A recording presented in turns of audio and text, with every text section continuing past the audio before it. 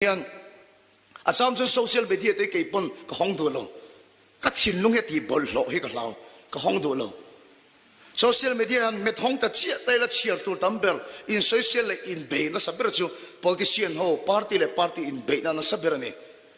adot a chuan rong bol tu in be na saber chia ra heom ka ti mi pathian thuai nial na in be na da sem em maya heng mi felin tirwal te kan kha em mane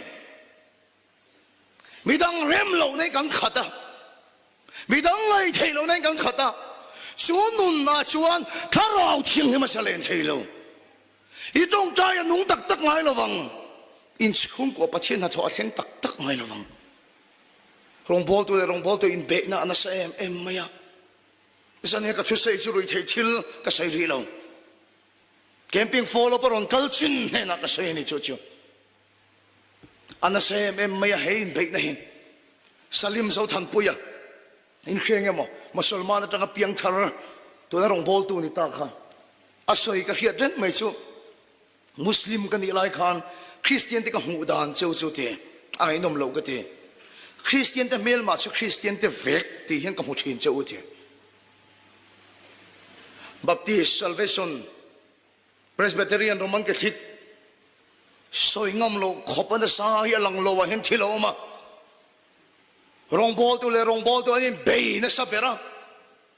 rong bol tu sai sia na sabera tu chu rong bol tu tho an nia khak ta hian kan khat na sal tu kan isu chu nun na chuan la ba kharau asalen tak tak theilo bible ka en aro pui ka en chu number zum som pakhata nakin ho na lo chiar ve ma te mo si lal pa hian mang lo chi ni lo lal pa hian thuam lo chi ni lo mo si ril ro hi lo ro pui le tu ka ma voi khat chu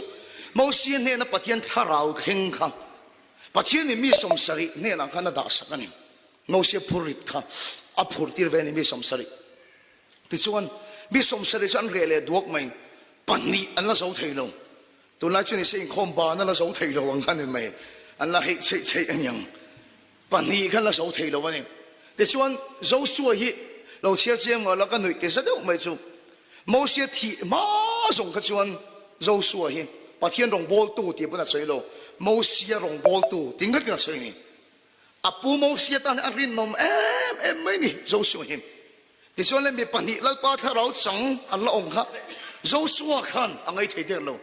apu ni lo pathian mi om kha phal lo ni chu ka chem em a chemalek tamai apu bola